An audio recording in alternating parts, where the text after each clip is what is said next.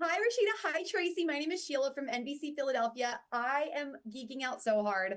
This is my favorite show, and I'm such a fan of both of yours. And to have you together in one episode in something I think common people, as such a super fan of the show, this is going to be one of those beloved episodes that Oh, people wow. think of when they think of Black Mirror as a whole. You Oh, were both phenomenal. Cannot stop thinking about it. So bleak. So bleak. oh yeah.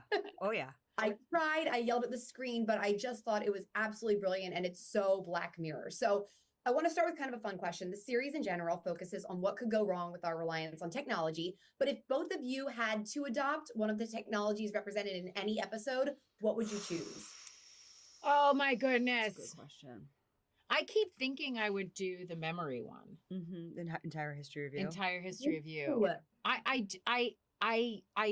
do think I would do. I think it would be a nightmare now that I have seen that episode. But there's a part of me, that one or the one where she keeps her husband.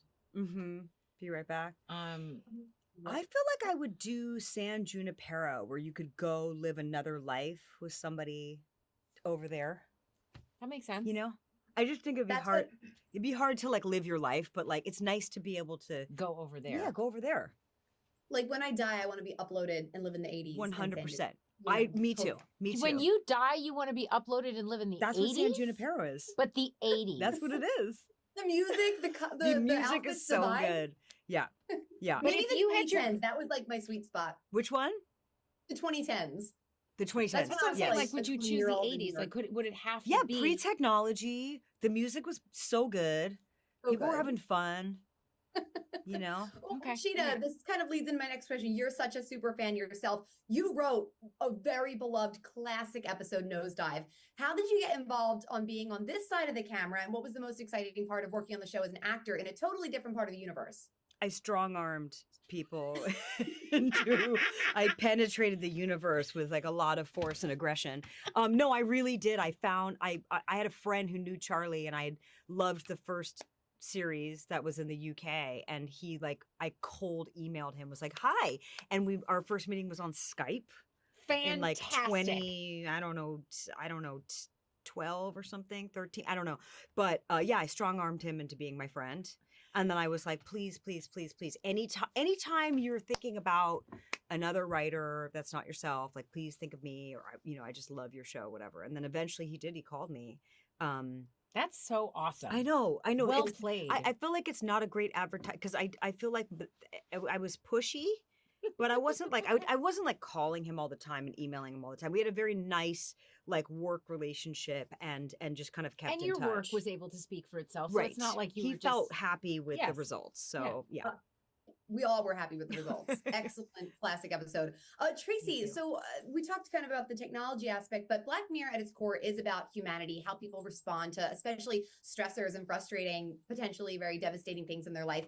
That to me made Gaynor so interesting because she is very charming and upbeat, but she represents this kind of rampant healthcare capitalism, but she uses Rivermind. So does she need a good job that's going to pay for it? Does she get an employee discount? This is my headcanon. She seems like such a juicy role. What was your most fun or thrilling part of playing her? I think it was really finding the way in, like finding the humanity of this person. I don't think anyone thinks that they're evil. I don't think anyone sets out to be the representation of greed in their world. And I feel like she also was a victim, and her vulnerability was preyed on. She had an accident. I think her husband made the decision. That is not in the script, but we do know that on the page. No, I just mean that like on the page, we know that she is somebody who has Rivermind in her mind. So it was really finding the way in. It was like, how do I make this woman feel real and not like a salesperson? How do I find the lovability of this person, and her willingness to kind of connect to this couple? And then all of a sudden you're like, oh no, she's just selling them. But I don't think that was the perspective she was coming from. So I don't know. It was fun to play somebody who's a little bit on the wrong side. Always nuanced in this show. I wish I could talk to you two for like 30 minutes because I'm so obsessed with this episode, but they are wrapping me. The Easter eggs, we get 3 right off the bat. I was freaking out and geeking out. Did What did you say? Honey Nugs. is a Dita company, which is like, that's like the Black Mirror brand. Oh my gosh, I didn't even 4. put that one together. 4. Oh, and the Juniper Hotel, the bee drones in Amanda's class, the song they were singing, the anyone but who knows what love is. Yes, exactly. I could talk to you forever. I'm so excited. You're both so wonderful. Congrats on this show. You did such a beautiful job. Thank you so much. Great to talk to you. A big fan. Thank you so much. So sweet. Bye. Absolutely. Hi, Cristin. My name is Sheila. I'm from NBC Philadelphia. It Hi. is such a pleasure to meet you. Oh my goodness. Nice to meet you too. So I am a huge Black Mirror super fan. It's been my favorite show for like the last decade. Oh my The God. first USS Callister was so perfect. Yeah, Heard there was a sequel. I was almost like, is it going to ruin it? I know. Charlie Brooker, he's our generation's Rod Serling. Oh my God. Excellently written.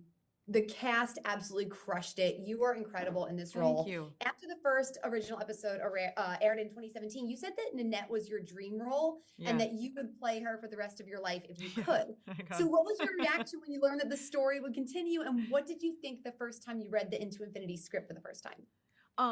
I was so excited to get to revisit it. You know, Charlie and I had been having these conversations about revisiting it pretty much since that episode came out. And it went through a lot of different iterations. Like at one point it was a full series. At one point it was a movie, like a different movie, like, and with a different plot each time. And so he really kept me in the loop, and it would almost come together and then sort of fall apart because of like people's schedules or because of just like the world shutting down. And like, you know, it went through, it was such a roller coaster about whether or not we would get to revisit it, even though that was like, you know, it was everyone's intention. And so it was very exciting when it like all finally got to come together. And when I read it, you know, I think Charlie is so singular and special. And like, one of the things I have loved most about getting to like inhabit the worlds that he makes is that like, they are filled to the brim with so much, so many like different things. They're just like extremely vast. You know, you get to do like the comedy of watching Real Housewives with your coworkers who you don't necessarily get along with. You get to be like possessed by a spaceship crew in your head. You get to do an action sequence on a foreign planet with guns. You get to do, you know, like it's like over and over and over these like really weird and fantastical things that also like are a reflection of the times we're living in. So it's like it's just really lovely to get in there and do that. And then, you know, we all really adored each other as a cast and as a crew. And there were some recurring, returning crew members from the first one. And like, it was, you know, that was also really nice too. And we got to work with Toby again, who's so fabulous. And like, it just, so it was very exciting. And I felt like when I read it, I was like, oh wow, there's so much in here to play with. The direction they took, it was so creative. I didn't expect any of it. And just so fun to get more from that world that we loved so much. Yeah. Now, I won't spoil Into Infinity, but the original USS Callister is one of the only episodes of Black Mirror with a happier ending. Yes. Of course, the show shows us everything that could go wrong with our reliance on technology. But if you had to adopt one of the forms of technology in any episode in your own life, what would you choose? None. That's fair. 0. That's the smartest answer. I don't want to. Yeah. Yes, on that one. No, I do have to ask a kind of annoying fanboy, like almost Robert Daly-esque question. Sure. At the end of the original USS Callister, they all look how they do in the real world. Yes. Elena in this one, her skin's blue again. I don't think it's addressed, but I was wondering if you knew like if there's a reason for that. It was addressed at some point, and I know, and I think it didn't make the final cut, maybe. Okay. But it was like basically, God, how was it addressed? There was like something that I actually know how. I actually think it is addressed, but it's like very brief.